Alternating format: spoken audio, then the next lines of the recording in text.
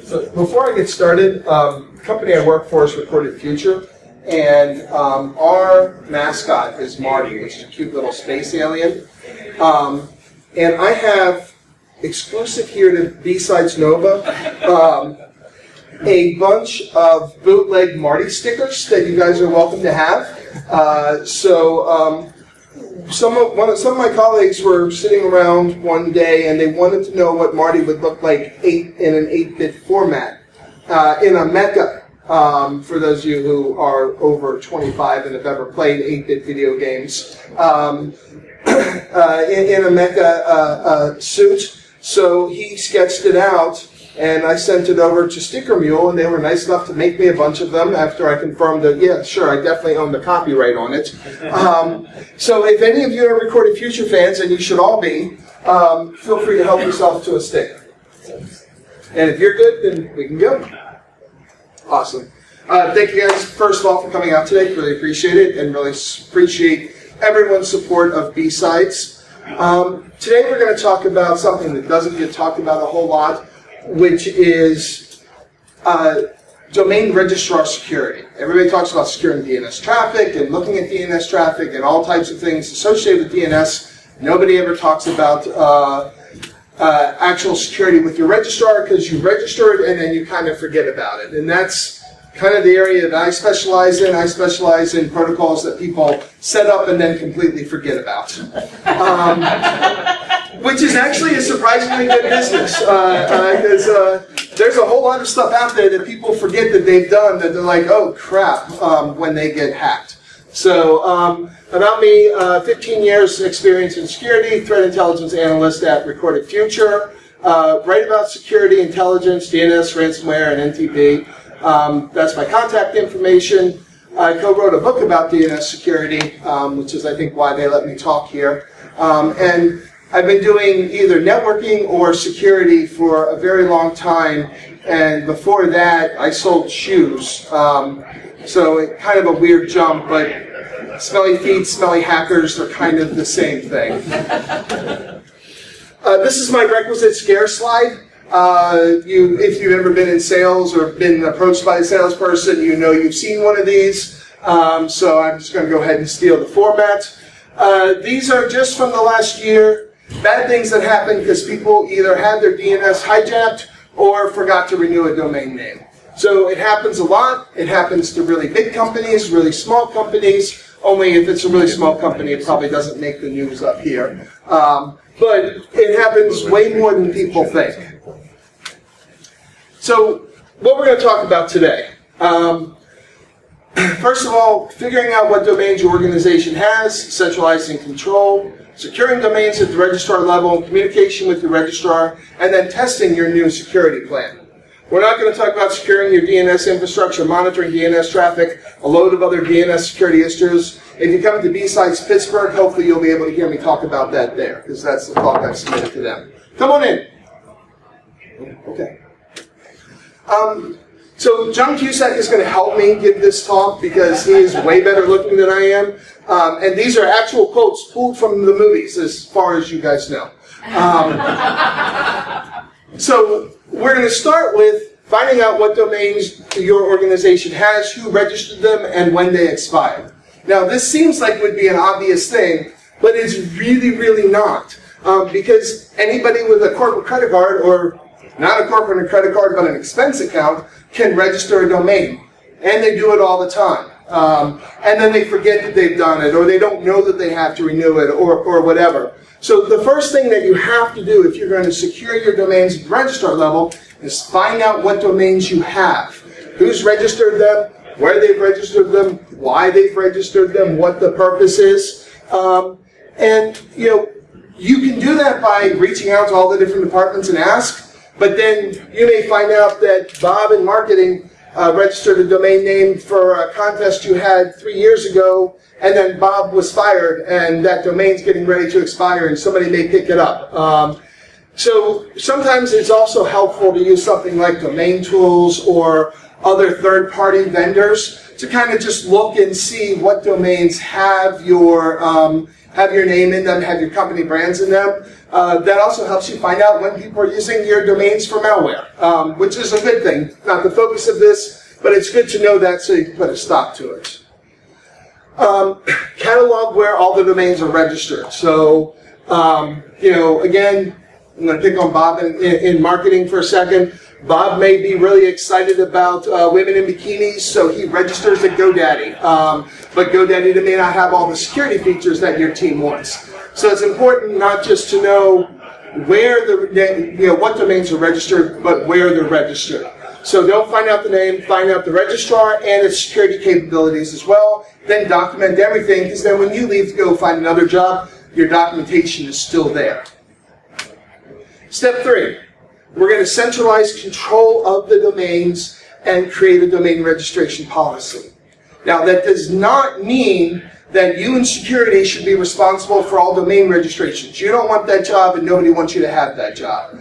But there needs to be a centralized place where domains are registered, and there needs to be a policy in place that if we're going to let other departments register the domain names, that they have to follow the policies. That what we're going to talk about sort of through the rest of this slide, or the rest of this deck, whatever those guidelines you put in place, whether that's enabling two-factor authentication, whether that is, they have to have a certain level of domain lock control, whatever the policies that your organization decides on and you as security feel are appropriate levels, those policies must be followed by who they are. So again, I don't want you in security to be responsible for domain name registration throughout the company, but I want you to have direct input into what those policies are. And those policies, of course, need to be communicated so that everybody who does register a domain name knows they have to follow them.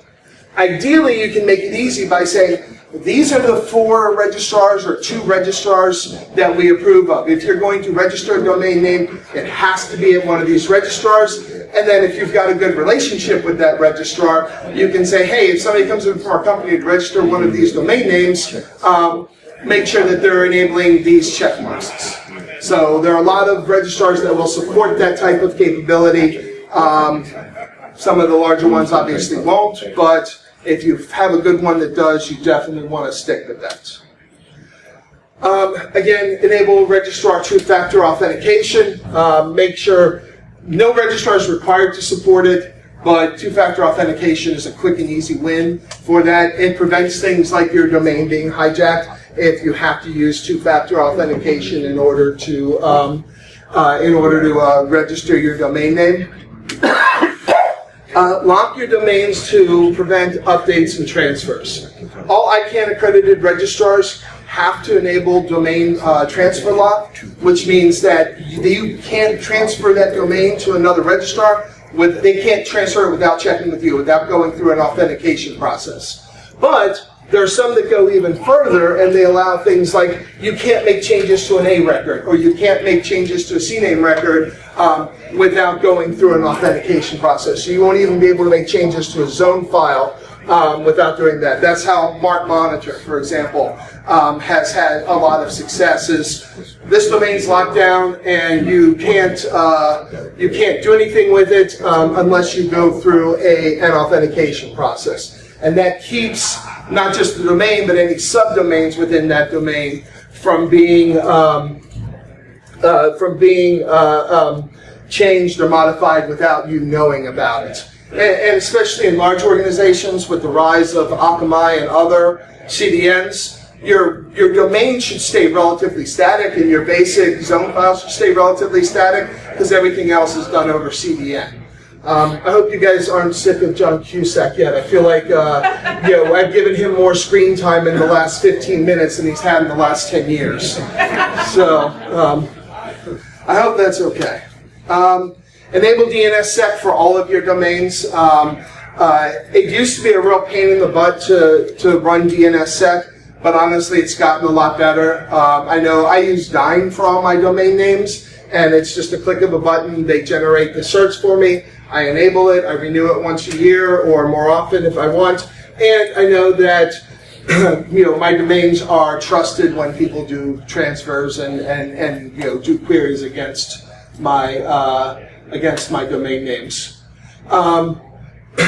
This one is not the way DNS is supposed to work, and I'm going to recommend it anyway, and feel free to tell me that I'm violating RFCs, which I completely am, but you have to, I think, do this. Host your primary and secondary DNS with different registrars. So what I mean is not a primary and a secondary that feed off each other. I mean primary and primary. As far as they know, they're both primary.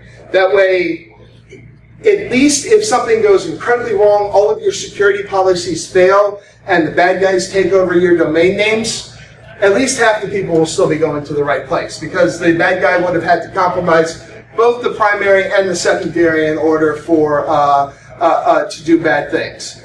It's a pain in the butt, and again, it's not the way DNS is supposed to work, but it adds a level of security because the two are completely disconnected from each other, and the secondary is not a slave to the primary.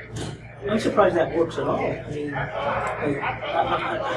I'm confused how you can pull that off, like especially from a name resolution perspective on the client side. I mean, right? It's pointing to a particular name server that's hosting that DNS from one provider. Right. You're saying. So when I register the domain name, I can put down who my DNS servers are. They don't all have to be at the same provider. So one can be that. Now, it doesn't work if somebody completely steals your domain name. You're absolutely right. But if somebody gets into your registrar and makes a bunch of changes, your secondary registrar will still work. So yeah, I'm hoping that with the registry lock, your registrar transfer lock, and the two-factor authentication, that will keep you from getting to the point that somebody outright steals your domain. But if they get access and they can make changes to A records or whatever, at least your secondary registrar will still be up. Isn't that increases your potential? Because now you have two, but both of them have to be good. And if one of them makes a mistake, half of the user will be. Oh, right, absolutely. So